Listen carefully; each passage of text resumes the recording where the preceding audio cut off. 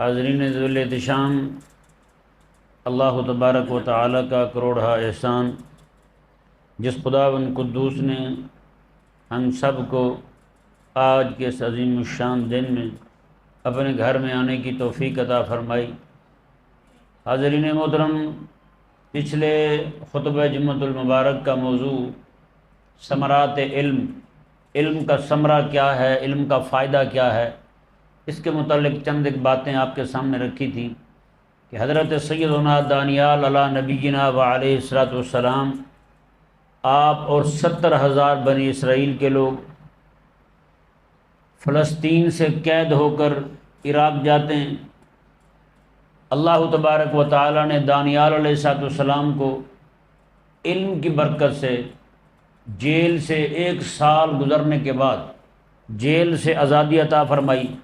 علم کی برکت سے آپ بغداد کے حکمران بنے، عراق کے حکمران بنے۔ آپ دوبارہ سے پھر بنی اسرائیل کو خالق اور مالک نے غلبہ عطا فرمایا۔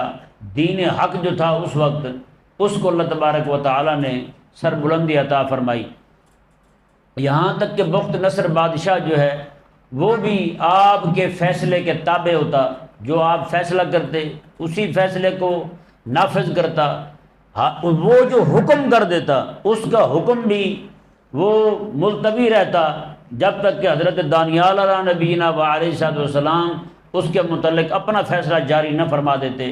یعنی کہ بات حقیقت میں آپ کی ہی مانی جاتی تھی، بادشاہ کے فیصلے کو رد کرنے کا اختیار بھی آپ کے پاس آ گیا۔ یہ ساری برکت جو تھی یہ علم کی برکت تھی۔ کس چیز کی برکت تھی؟ علم کی برکت تھی۔ آج ایک اور ہستی حضرت سیدنا یوسف علیہ نبینا و علیہ الصلوۃ والسلام کی، ان کو علم کا جو رب تبارک و تعالی نے ثمرہ دیا وہ آپ کے سامنے بیان کرنا ہے۔ اللہ تبارک و تعالی مجھے بھی اور آپ کو بھی سمجھنے کی توفیق عطا فرمائے، اور ایسے سے یہ بھی سمجھ آئے گی کہ حکومت کا اہل بندہ کون ہے، حکومت کر کون سکتا ہے۔ کیونکہ کریمہ کا صلی اللہ علیہ وسلم کا فرمان شریف ہے کہ جو بندہ ہم سے حکومت مانگے گا، عہدہ مانگے گا، ہم اسے کوئی عہدہ نہیں دیں گے۔ یہ حضور کا فرمان ہے۔ یہ آقا علیہ السلام فرماتے ہیں جو بندہ ہم سے عہدہ مانگے گا، ہم اسے عہدہ، حکومت مانگے گا، حکومت اسے نہیں ملے گی۔ ایک بندہ آیا آقا علیہ السلام کے پاس، آ کر کے کہنے لگا یا رسول اللہ مجھے فلاں علاقے کے گورنر بنا دیں۔ وہ مانگ رہا ہے، حضور نے فرمایا ہم سے جو مانگے ہم اسے نہیں دیتے۔ ایک بندہ اور کھڑا تھا، آقا علیہ السلام نے تم گورنر ہو وہاں کے۔ کہنے لگا حضور میں اس کام میں نہیں پڑھتا ہوں۔ میں نہیں، تم نہیں پڑھنا ہے۔ اندازہ لگائیں، یہ ہے مزاج نبوی، یہ میرے آقا علیہ السلام کا مزاج ہے۔ جو عہدہ مانگے اسے نہ دو، کیونکہ جو مانگ رہا ہے نا نیت اس کی کچھ اور ہے، نیت کچھ اس کی اور ہے۔ وہ تباہی ڈالے گا، مسائل کھڑے کرے گا، جی اپنی تجوریاں بھرے گا، اپنے معاملات سیدھے کرے گا۔ یہ کسی بندے کے نااہل ہونے کے لیے اسلام کے اندر، یہ ذہن میں رہے، اسلام کے اندر کسی بندے کے نااہل ہونے کے لیے، حکمرانی کے لیے نااہل ہونے کے لیے اتنا کافی ہے کہ وہ خود آ کے کہے کہ مجھے بنا دیں۔ وہ نااہل ہے، اسلام میں وہ حاکم نہیں بن سکتا، کبھی بھی نہیں بن سکتا۔ حاکم ایسے بنتے ہیں، میرے کریم آقا علیہ السلام کا وصال شریف ہوتا ہے، حضرت سیدنا ابو بکر صدیق رضی اللہ تعالی عنہ کو صحابہ کرام علیہ رضوان نے سقیفہ بنو سعدہ، جی مدینہ شریف سے تھوڑا باہر کر کے ایک باغ تھا، وہاں پہ سارے انصار میں بڑے بڑے اجلہ صحابہ، مہاجرین میں بڑے بڑے اجلہ صحابہ سارے جمع ہوتے ہیں۔ ہر ایک نے وہاں واز کیا، تو وہاں پر اس سے پہلے کہ کوئی اور مسئلہ ہو، حضرت عمر رضی اللہ تعالیٰ نے پکڑ کے حضرت ابو بکر صدیق کا ہاتھ ان کے ہاتھ پر بیعت کی، فرمایا کہ، اور حضرت مولا علی رضی اللہ تعالیٰ عنہ کے بھی الفاظ یہی ہیں، فرمایا کہ جن کو نماز کے لیے میرے کریم آقا علیہ السلام نے اپنا مصلی دیا تھا، ہم نے دنیاوی معاملات بھی انہی کے سپرد کر دیے ہیں۔ میں یہ بھی حضرت ابو بکر صدیق کے سپرد کر دیا ہے۔ حضرت ابو بکر صدیق کے الفاظ کیا ہیں؟ آپ فرماتے ہیں ولی تو قد ولی تو، فرمایا کہ میں والی بننا نہیں چاہتا تھا، مجھے دھکے سے بنایا گیا ہے۔ آپ فرماتے ہیں زندگی ساری کبھی میرے دل میں یہ خواہش نہیں آئی تھی میں حکمران بنوں گا، مجھے بنایا گیا ہے۔ آگے پتہ کیا فرماتے ہیں آپ فرماتے ہیں دیکھو جب تک میں رسول اللہ علیہ السلام کے حکم کے مطابق تم پر حکومت کروں تو فرمایا میری پیروی کرنا، اگر میں آقا علیہ السلام کے حکم کو چھوڑ دوں، حضرت ابوبکر صدیق فرماتے ہیں، تو مجھے چھوڑ دینا، پھر میری پیروی نہ کرنا۔ اللہ اکبر! بتائیں یار ایسا حاکم ہے کوئی؟ ہاں یہ تو اعلان ہوتا ہے حکومت ملنے سے پہلے صرف 90 بندے میرے خلاف آ جائیں، 50 بندے میرے خلاف آ جائیں، حکومت چھوڑ دوں گا، بعد میں پوری قوم چیختی رہے نہیں چھوڑتا وہ. ہاں جی ہے ایسا، پھر وہ نہیں چھوڑتے. یہ حکومت ملنے سے پہلے ان کے یہ نعرے ہوتے ہیں، حکومت مل جائے پھر نعرے اور ہوتے ہیں، پوری قوم کی تباہی اکھیڑ دیتے ہیں، کوئی شے نہیں چھوڑتے ان کے لیے، کھانا پینا پہنچ سے دور ہو جاتا ہے. پھر کہتے ہیں نہیں جی بس اب ہم نے اپنا ٹائم پورا کرنا ہے، اس کے بعد بھی ہم تو چاہتے ہیں کہ مزید کام بڑھے ہمارا. تو پیارے اور محترم بھائیوں، حضرت عمر رضی اللہ تعالیٰ عنہ آپ ایک دن پریشان بیٹھے ہیں، حضور کے صحابی آئے، حضرت عمر رضی اللہ تعالیٰ عنہ کو دیکھا کہ حضرت آپ پریشان ہیں. حضرت عمر رو بھی رہے ہیں، آپ پریشان ہیں، رو رہے ہیں، کیا وجہ ہے؟ حضرت عمر رضی اللہ تعالیٰ عنہ فرمانے لگے یار میرا چونکہ ایک دبدبہ ہے، لوگ مجھ سے ڈرتے ہیں، کہیں یہ نہ ہو میں کوئی ایسا فیصلہ نافذ کر دوں کہ حضور کی سنت کے خلاف ہو، حضور کے دین کے خلاف ہو، یا کوئی مبنی پر ظلم ہو وہ فیصلہ نافذ کر دوں میں اور لوگ میرے روب کی وجہ سے بولے نا، تو کہیں یہ نہ ہو کہ بعد میں قیامت والے دن میں پکڑا جاؤں. وہ صحابی پتہ کیا کہنے لگے عمر تو کر کے تو دیکھ کوئی ایسا فیصلہ نافذ. بتائیں خلیفہ وقت کو ایک عام بندہ کہہ رہا ہے کہ عمر تو کر کے تو دیکھ فیصلہ ایسا نافذ، تو حکم تو جاری کر ایسا تو پھر دیکھ. میں کہ پھر کیا کرے گا تو؟ اس نے کہا میں سیدھا کر دوں گا تمہیں. حضرت عمر فرمانے لگے کیسے سیدھا کرے گا؟ اس بندے نے تلوار نکالی، اس نے کہا تلوار سے سیدھا کر دوں گا. ایک فیصلہ میرے نبی کے دین کے خلاف ہو تو پھر دیکھنا میں کرتا کیا ہوں. اللہ اکبر. حضرت عمر رضی اللہ تعالیٰ عنہ کا چہرہ خوشی سے کھل اٹھا. میں واہ واہ واہ، اگر تو تلوار نکالے گا پھر عمر سیدھا ہو ہی جائے گا. پھر تو بتائیں یار کیا نظام اسلام ہے. اور یہ ذہن میں رہے کسی بھی بندے کے لیے حکومت کا وہ مطالبہ کرے وہ نہ، اس کو حکومت دینے کا بالکل جواز نہیں ہے. میرے کریم آقا صلی اللہ علیہ وسلم کی حدیث شریف ہے. اب یہ قرآن کریم میں حضرت سیدنا یوسف علیہ نبینا علیہ السلام کا قصہ موجود ہے. آپ نے جب کفر کی حکومت تھی تو آپ نے کہا کہ مجھے حکمران بنا دیں، مجھے حکمران بنا دیں. حضرت یوسف علیہ السلام نے کہا. تو پھر یہ سوال وارد ہوتا ہے کہ جب یہ کہنا جائز ہی نہیں ہے کہ مجھے حکومت دے دیں تو حضرت یوسف علیہ السلام نے کیوں کہا کہ مجھے بنا دیں؟ تو اس سے یہ مسئلہ ثابت ہوتا ہے جب سارے نااہل ہوں، بے دین ہوں، لبرلزم سیکولرزم کے پیروکار ہوں، اس وقت کوئی دیندار بندہ کھڑا ہو جائے جس کو یہ یقین ہو کہ میں رسول اللہ علیہ السلام کے دین کے مطابق اور رب تعالیٰ کے قرآن کے مطابق حکومت نافذ کر لوں گا، تو وہ مطالبہ کرے تو یہ اس کے لیے مطالبہ کرنا فرض ہے. سمجھ نہیں آیا مسئلہ؟ بڑا عام مسئلہ میں نے آپ کے سامنے رکھا ہے. پتا ہو کہ سارے نااہل ہیں، ایک بندہ اہل ہو اور اسے پتا ہو کہ میں دین نافذ کروں گا، یعنی اسے یقین ہو کہ میں دین کے غلبے کے لیے کام بھی کروں گا. رب تبارک و تعالیٰ کا حکم اور حبیب کریم علیہ السلام کی سنت، عظیم سنت جہاد جو عملاً پوری دنیا کے اندر منقطع ہو چکی ہے، حضور کی سنت کو چھوڑ دیا گیا ہے، کہ میں اس سنت کو دوبارہ سے کھڑا کر دوں گا، اس سنت کو دوبارہ سے قائم کر دوں گا. تو فرمایا کہ وہ بندہ مطالبہ کر سکتا ہے، صرف وہی بندہ مطالبہ کرے اور اس بندے کو حکومت دینا دوسرے بندوں پر بھی فرض ہو جاتا ہے. جو ایسے جوکوں کی طرح چمٹے ہوتے ہیں ان پر لازم ہے کہ چھوڑ دیں، کہیں گے ٹھیک ہے آپ چلائیں، ہمیں کیا ہے، ہم اپنی واہ واہ کروائیں، ہمیں تو رب تبارک و تعالیٰ کے دین کی واہ واہ کروانی ہے. ہاں یہ کہیں، انہیں ان پر لازم ہے کہ وہ چھوڑ دیں. یہاں پر دیکھیں حضرت سیدنا یوسف علیہ نبینا علیہ السلام کی تھوڑی سی زندگی کی کچھ گوشے میں آپ کے سامنے رکھنا چاہتا ہوں. میرے کریم آقا علیہ السلام نے ارشاد فرمایا خالق اور مالک نے جب حسن تقسیم کیا نا جی، پوری دنیا کو جو آدھا حسن دیا، آدھا حسن اکیلا حضرت یوسف علیہ السلام کو دے دیا. آدھا حسن اکیلے یوسف علیہ السلام کو دیا خالق اور مالک نے. ہیں جی تو وہ پھر حسن جو ہے آپ کے لیے وہ آزمائش بنا ہے، حسن آپ کے لیے آزمائش بنا. آپ کو بھی پتہ ہے یہاں پہ بھی بڑی آزمائش ہے. اتنے عاشق صاحبان پھرتے ہیں، گلی گلی میں جناب رنجے ہیں، گلی گلی میں مجنو ہیں، اتنے جناب ہزاروں لاکھوں لگے پھرتے ہیں جن کی کوئی جناب گنتی و شمار نہیں ہے یہ نہیں، یہ سارے کے سارے غلامان حسن ہیں. ٹھیک ہے نا جی. تو یہ بات ذہن میں رہے، حضرت سیدنا یوسف علیہ نبینا علیہ السلام کو جو حسن ملا تھا، میرے کریم آقا علیہ السلام نے خود ارشاد فرمایا جب یوسف علیہ السلام کو دیکھا معراج کی رات، تو معراج کی رات دیکھ کے حضور نے آ کے صحابہ کو بتایا. ہاں صحابہ کو بتایا حضور نے. آقا علیہ السلام نے فرمایا اب دیکھیں جی آزمائش کا آ رہی ہے حضرت یوسف علیہ السلام پر ان کے حسن کی وجہ سے. آپ بچپن میں آپ کیونکہ اتنے سونے تھے، ابا جی کو آپ سے زیادہ پیار تھا، زیادہ محبت تھی، زیادہ محبت کو دیکھ کر، کثرت محبت کو دیکھ کر باقیوں کے بھائیوں کے دلوں میں، سگے بھائیوں کے دلوں میں حسد پیدا ہو گیا۔ اب وہ سارے کے سارے نعوذ باللہ من ذالک آپ کو آپ کے والد سے دور کرنے پر تل گئے کہ ان کو کسی نہ کسی طریقے سے ابا جی سے دور کیا جائے تاکہ ابا جی کی توجہ ہماری طرف ہو جائے۔ ابا جی جو ان کے ساتھ محبت کرتے ہیں وہ ہمارے ساتھ بھی محبت کریں، ہمارے ساتھ ہی محبت کریں۔ بس وہ محبت کے لالچ میں ابا کی توجہ پانے کے لیے انہوں نے کیا کیا کہ بھائی کو اٹھایا اور کنویں میں پھینک دیا۔ حضرت یوسف علیہ السلام آپ کنویں میں جا رہے ہیں، کس وجہ سے؟ حسن کی وجہ سے۔ اور اس کے بعد کنویں سے مصر کے لوگوں نے نکالا اور مصر کے بازار میں جا کر آپ کا سونا ہونے کی وجہ سے بیچ دیا، آپ کو سونے ہونے کی وجہ سے بیچ دیا، فروخت کر دیا مصر کے بازار میں۔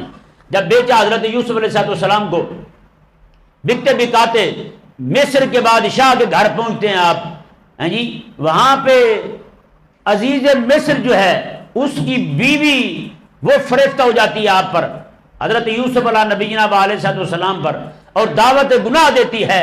خالق اور مالک نے آپ کو نبوت کا تاج پہنایا تھا اور نبوت کے لیے عصمت لازم ہے، آپ معصوم تھے تو آپ کا گناہ میں مبتلا ہونا ہی محال تھا۔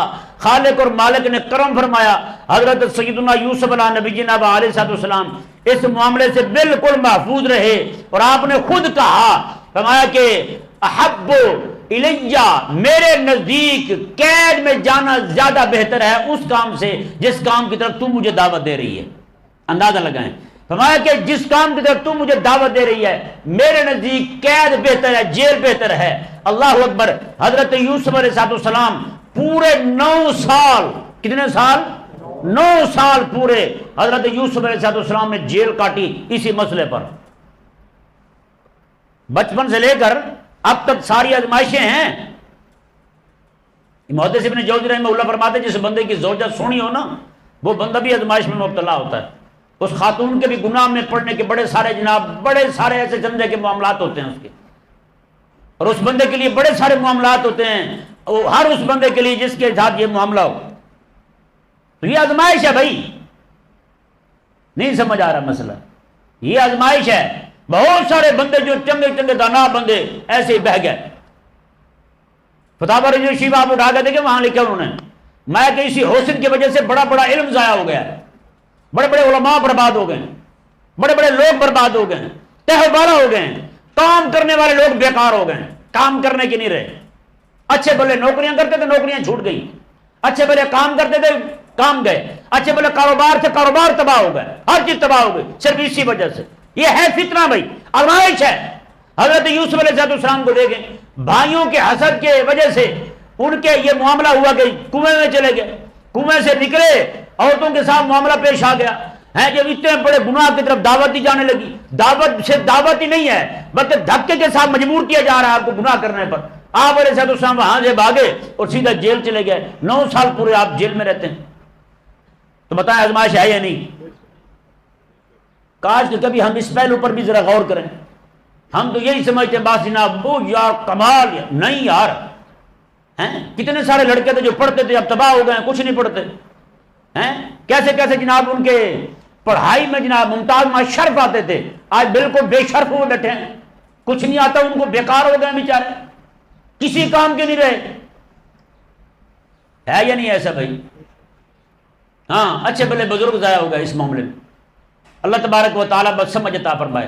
حضرت خواجہ سلیمان توسی رحمہ اللہ فرماتے ہیں ہمارے صوفیاء کی اور عورتوں کی شروع دن سے جنگ ہے، میں کبھی وہ ہمارا بندہ کھینچ کے لے جاتے ہیں، لے جاتی ہیں، کبھی ہمارے بندے ان کی عورت کھینچ کے لے آتے ہیں، یعنی ان کی کسی خاتون کو نیک بنا دیتے ہیں۔ مطلب یہ ہے اس کا، یہ نہیں کہ کھینچ دھرو کے لے جاتے ہیں جیسے آج لے جاتے ہیں، یہ والی بات نہیں ہے۔ حضرت سیدنا جنید بغدادی رحمہ اللہ اتنے بڑے بزرگ ہیں، ان کے دور میں بھی ایک خاتون تھی ایسی، لوگوں کا آنا جانا بہت تھا اس کے گھر کے اندر۔ حضرت جنید بغدادی رحمہ اللہ گئے تو اس نے دیکھا، وہ حیران ہو گئی، اس نے کہا آپ یہاں کیسے؟ تو میں لوگ آتے ہیں میں نہ ہوں۔ اس نے کہا آئیں، کتنے پیسے؟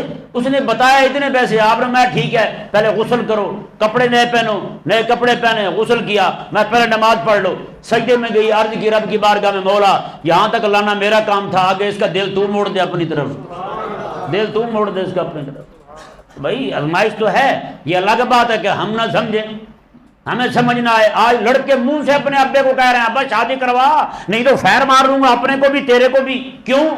معاملہ کیوں خراب ہوا ہے یا نہیں ایسا بھائی؟ پہلے ماں باپ نہیں رشتے دیکھتے تھے، نائی دیکھتے تھے. کوئی بندہ یہاں سیاح بیٹھے تو بتائے مجھے تھا ہاں ایسا تھا یہی؟ اور نائی رشتے طے کر دیتے تھے، نائیوں کے کہنے پہ رشتے ہو جاتے تھے. ماں باپ بھی نہیں بولتے تھے چلو بھی پنڈ کا نائی ہے، گاؤں کے نائی نے کہہ دیا رشتہ پکا. نہ ماں باپ دیکھنے جاتے تھے نہ بیٹے دیکھنے جاتے تھے. لیکن اب حساب یہ ہو گیا ابے کو بھی نہیں پوچھتے، باجی طے ہو گیا ابا چل برات لے کے وہاں. ابا گھبرایا ہوا ہے جی یہاں سے کون لے کے جائے کراچی برات، اتنا لمبا چوڑا سفر ہے جی، اتنا دور دور پھر جا کے رشتے طے کرتے ہیں، ملکوں کو سفر کرتے ہیں. یہ ایسی جناب میں حقیقت کہتا ہوں یہ خود بھی فتنہ نہیں ہے، یہ حسن، یہ بد نگاہی اصل فتنہ ہے. بندہ جتنا بد نگاہی کرے گا اتنا فتنے میں مبتلا ہوتا جائے گا. بہرحال اللہ تبارک و تعالی ہمیں سمجھنے کی توفیق عطا فرمائے. حضرت سیدنا یوسف علیہ نبی جناب علیہ السلام جس بات کی طرف میں آپ کو لانا چاہتا تھا، یہ ساری بات میں نے آپ کے سامنے کی ہے. وہ کیوں کی ہے وہ یہ دیکھیں اور یہ یوسف علیہ السلام کو دیکھیں اور آج ہم اپنے آپ کو دیکھیں کہ یوسف علیہ السلام نے کیا کہا تھا اور آج ہم کیا کہہ رہے ہیں. یوسف علیہ السلام نے بادشاہ کو کہا، اللہ اکبر، آپ فرماتے ہیں کہ وَاجْعَلْنِي عَلَىٰ خَزَائِنِ الْأَرْضِ إِنِّي حَفِيظٌ عَلِيمٌ. فرمایا کہ زمین کے جو خزانے ہیں نا یہ سارے میرے حوالے کر دے دوں، سارے خزانے میرے حوالے کر دے. جب اس نے خواب دیکھا، تعبیر بتائی یوسف علیہ السلام نے، بڑا مشہور قصہ ہے، سنانا لمبا چوڑا قصہ ہے، مقصود بھی نہیں ہے. تو قصہ سنایا، خواب کی تعبیر بتائی یوسف علیہ السلام نے. اس تعبیر کی وجہ سے اللہ تبارک و تعالی نے آپ کو جیل سے آزادی عطا فرمائی. تعبیر کی وجہ سے، علم کی برکت سے، علم کی برکت سے آپ باہر آ رہے ہیں جیل سے. ہاں جی 9 سال کے بعد جب باہر آئے نا آپ نے لکھ دیا، فرمایا کہ یہ باہر کوئلے کے ساتھ لکھا، کوئلے کے ساتھ آپ نے دیوار پر لکھا تھا، جیل کے دروازے پر، بلکہ آپ نے لکھا فرمایا کہ یہ زندوں کی قبر ہے، زندوں کی قبر ہے جیل. بتائیں آج جو لوگ بیچارے آج کے دور میں جیلوں میں جاتے ہیں ان کا کیا حال ہوتا ہے. تو اس وقت کی جیلیں جہاں بچھو ہوں، کیڑے مکوڑے ہوں، زہریلی چیزیں وہاں گھوم رہی ہوں ساری کی ساری. یہاں تو بڑے بڑوں کے جناب نہ ہوائیں تبدیل ہو جاتی ہیں، بیچاروں کی چیخیں نکل جاتی ہیں. بڑے بڑے جو باہر جناب بڑا کچھ کہہ رہے ہوتے ہیں، اندر جاتے ہیں تو ہوائیں ان کی بدل جاتی ہیں. دوسرے دن ہی جناب ان کے منہ دائیں بائیں ہو جاتے ہیں. پہلے کہہ رہے ہوتے ہیں ہم نے تو جانا ہی جانا ہے، دوسرے دن کہتے ہیں ہم نے کبھی بھی نہیں جانا ادھر. ہوتا یا نہیں ہوتا؟ آپ بھی دیکھ رہے ہیں، ہم بھی دیکھ رہے ہیں. تو حضرت یوسف علیہ السلام نے 9 سال گزارے تو باہر آپ نے دروازے پر لکھا، فرمایا کہ یہ زندہ لوگوں کی قبر ہے. اللہ اکبر کبیر. آپ اندازہ لگا سکتے ہیں کتنی تکالیف ہوئی ہوں گی، آپ کو کتنی پریشانیوں کا سامنا ہوا ہوگا. اب یوسف علیہ السلام کی بات جو آپ نے فرمائی، آپ نے تعبیر بتائی یہ معاملہ ہوگا، 7 سال ایسے آئیں گے، 7 سال پھر ایسے آئیں گے، 7 سال بہت زور سے گندم اگے گی، اس کے بعد 7 سال پورے قحط کے آئیں گے، اتنا قحط کہ کسی کو کوئی شے نہیں ملے گی. ابھی یہ 7 سال تمہارے پاس ہیں، اگاؤ جتنا اگا سکتے ہو. تو اس نے کہا یہ تو ہم سے قابو نہیں آئے گا. آپ پھر ایسے کریں کہ یہ جو کچھ بھی ہے نا، آپ یوسف علیہ السلام نے، میں اگر تم سے نہیں چلتا تو پھر میرے حوالے کرو، میرے حوالے کرو، میں چلا کے دکھاتا ہوں تمہیں. اب آپ نے کیا بتایا؟ اللہ اکبر. یہ نقطہ دیکھیں رب تعالیٰ نے قرآن میں کیا بیان فرمایا، وَجْعَلْنِي عَلَىٰ خَزَائِنِ الْأَرْضِ إِنِّي حَفِيظٌ عَلِيمٌ. مجھے زمین کے سارے خزانوں کا مالک بنا دو، مجھے دے دو سارے خزانے. اور انی حفیظ علیم، 2 باتیں آپ نے اپنی بیان کی. ایک تو میں حفاظت کرنے والا ہوں، خزانوں کی حفاظت ہوگی، آپ کے خزانوں میں سے ایک دانہ بھی ادھر ادھر نہیں ہوگا. آج کہتے ہیں جی حکمران تو وہاں بیٹھا، نیچے والوں کو کیسے ایک ایک کی ضرورتیں کیسے پوری کرے ہیں. حضرت عمر رضی اللہ تعالیٰ عنہ جا رہے ہیں، ایک جنگ سے واپس آ رہے ہیں کہ بڑھیا کے خیمے میں داخل ہو گئے. پوچھا اماں بتا، سنا عمر کی حکومت کیسی ہے؟ اس نے کہا مجھے کیا لگے عمر کی حکومت سے، جب سے بنے آج تک مجھے ایک جوڑا کپڑوں کا تو دیا نہیں ہے. اللہ اکبر کبیرہ. یعنی کہ حضرت عمر رضی اللہ تعالیٰ عنہ، ایک مائی بھی جانتی ہے کہ عمر اگر حکمران ہے تو اس کا ذمہ بنتا ہے کہ مجھ تک بھی کپڑے پہنچائے، مجھ تک بھی کپڑے پہنچائے. آپ بھولی قوم ہیں، آپ کے لیے تو باہر کے ملک کے پرانی پینٹیں بھیجتے ہیں، آپ کو وہ بھی نہیں ملتی. جتنی پینٹیں آتی ہیں باہر سے ساری مفت آتی ہیں. یہ مسٹر جناح معاہدہ کر کے گیا تھا، یہ پینٹیں جتنی بھی آپ انگریزوں کی اتریں گی ہمیں دیں گے، پاکستانیوں کو ہم پہنا کریں گے، ضائع نہیں کریں گے آپ کی پینٹیں، ٹھیک ہے نا. یہاں سے وہ بھی آپ کو خریدنے پہ ملتی ہیں. آپ سوچ سکتے ہیں کتنا ہاتھ ہوا آپ کے ساتھ بھائی. انگریز کے اترے ہوئے کپڑے پہنے وہ بھی مول لے کے. تو پھر حضرت یوسف علیہ السلام نے فرمایا کہ انی حفیظ، میں محافظ ہوں ہر شے کا، ایک ایک شے کی حفاظت کروں گا میں. اس لیے حضرت سیدنا عمر رضی اللہ عنہ نے فرمایا تھا کہ میں مدینے میں بیٹھا ہوں، مصر کے اندر دریائے نیل پر بالکل دریا کے کنارے اگر کوئی کتیا پیاس سے مر جائے قیامت والے دن اس کے بارے میں مجھ سے پوچھا جائے گا، وہ بھی مجھ سے پوچھا جائے گا.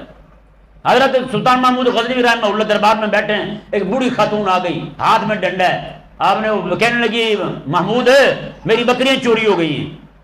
تو سلطان محمود غزنوی نے جو جواب دیا اس نے کہا کہ اماں تیری بکریوں کا خیال کرنا میری ذمہ داری تو نہیں ہے، اتنا علاقہ میں کیسے سب کی بکریوں کا خیال کروں.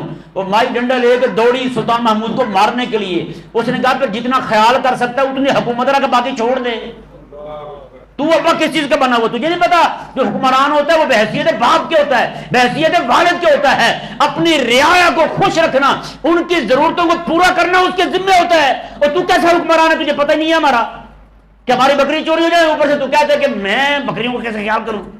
نہ، یوسف علیہ السلام نے دو چیزیں بتائیں، میں یہ دو چیزیں میرے اندر ہیں لہذا آپ مجھے حکمران بنا دیں. پہلی بات انی حفیظ، میں حفاظت کرنے والا ہوں. آگے میں علیم، میں عالم بھی ہوں. اللہ اکبر، بات ختم نہیں ہو گئی جی. اب دیکھیں نا ذرا، جو کہتے ہیں جی قرآن سیدھا سیدھا سنائیں، بتائیں جی قرآن سیدھا سنایا میں نے؟ سیدھا سنایا قرآن. تو حکمرانی کا حق پھر کس کا ہے؟ ایک بندہ بولے وہ میرے شاگرد ہے، باقی نہیں مندے اس گل. باقی کہنا نہیں جی نہیں مولوی صاحب تسی یہ گل نہیں کرنی. حکومت کس کا حق ہے بھائی؟ میرے آقا علیہ السلام نے حکومت کی ہے، مدینہ میں حضور نے حکومت کی ہے. بعد میں آقا علیہ السلام کی حکومت مکہ میں پہنچی ہے. پورے عالم عرب کو حضور نے فتح کر کے اپنے صحابہ کو عطا فرمایا ہے. پھر آقا علیہ السلام کے صحابہ مصر پہنچے، اس کے آگے چلتے چلتے جناب روم کو فتح کیا، پھر انگریزوں کے علاقوں میں جا پہنچے آقا علیہ السلام کے صحابہ کرام علیہ رضوان. افریقہ جا پہنچے، اس کی سرحدوں تک جا پہنچے، سمندروں کے کناروں تک جا پہنچے. حضور کے صحابہ آقا علیہ السلام کی حکومت کو چہار دانگ عالم وسیع کر دیا آقا علیہ السلام کے صحابہ نے. یعنی وہ لوگ تھے جو جن کا کام مصلی پہ نماز پڑھانا بھی تھا اور ساتھ ساتھ فیصلے کرنا بھی تھا. وہ قاضی بھی ہوتے تھے، ساتھ حکمران بھی ہوتے تھے، ساتھ مصلی کے امام بھی ہوتے تھے. مولا علی رضی اللہ تعالیٰ کے زمانے میں، آخری بات عرض کرتا ہوں، مولا علی رضی اللہ تعالیٰ کے زمانے میں ایک علاقے کے لوگ آئے آپ کے پاس، آ کر کہنے لگے جی ہمارے علاقے میں ڈاکو آتے ہیں، رات کو بندوں کو مار بھی جاتے ہیں اور ساتھ سامان بھی لوٹ جاتے ہیں. حضرت مولا علی رضی اللہ عنہ نے فرمایا تمہیں گورنر دیتا ہوں، وہ لے جاؤ. ایک بندہ حضرت سلمان فارسی، ایک بندہ گورنر بھیج رہے مولا علی. انہیں پتا تھا یہ کوئی عام بندہ نہیں ہے، یہ کوئی فرنگی کا تیار کردہ پرزہ نہیں ہے، یہ محمد عربی کے مدرسے میں تیار کیا ہوا جوان ہے. سلمان فارسی رضی اللہ عنہ گدھے پہ سوار ہوئے ہیں جی مولا علی رضی اللہ عنہ کے پاس سے اس علاقے میں پہنچے. اس علاقے کے سارے لوگوں کو کہا سارے لوگ جا کر رات کو اپنے گھروں میں سو جاؤ، کوئی بندہ رات کو باہر نہ آئے. انہوں نے کہا حضرت کو رحم فرمائے ہم پر، اور کہا کہ اچھا اگلی بات بھی سنو، بھول گیا ہوں، اگلی بات بھی سنو. انہوں نے کہا یہ کیا؟ میں دروازے بھی کھلے چھوڑ دوں. انہوں نے کہا رات کو دروازے بند ہوتے ہیں، ہم سارے پہرا دیتے ہیں، پھر بھی ہمارے بندے مارے جاتے ہیں، سامان اسباب لوٹ لیا جاتا ہے. آپ ایک بندے اور آپ فرما رہے ہیں کہ دروازے کھلے چھوڑ دو، گھروں میں سو جاؤ. میں تمہیں نہیں پتا یہ محمد عربی کا غلام آ گیا ہے، بس یہ محمد عربی کا غلام آ گیا ہے. سلمان فارسی رضی اللہ تعالیٰ نے فرمایا سارے لوگ گھروں میں چلے گئے. آپ چپکے سے مسجد سے باہر نکلے، ایک کتا جا رہا تھا، اسے بلایا ادھر آوے. وہ آیا، کہا کہ جا پورے علاقے کے کتوں کو کہا محمد عربی کا غلام تمہیں مسجد میں یاد کر رہا ہے. آ جاؤ سارے کتے جمع ہو گئے. کہا کہ گلیوں میں محلوں میں جہاں کہیں بھی تم کسی بندے کو دیکھو لے آؤ یہاں. آپ نے مصلی پہ کھڑے کو نماز شروع کی. سلمان فارسی نے نماز شروع کر دی حضرت سلمان فارسی رضی اللہ تعالیٰ عنہ نے، اور نماز شروع کی. سلام تب پھیرا جب پچھلی رات آئی، صرف 2 رکعتیں پڑھی ساری رات میں.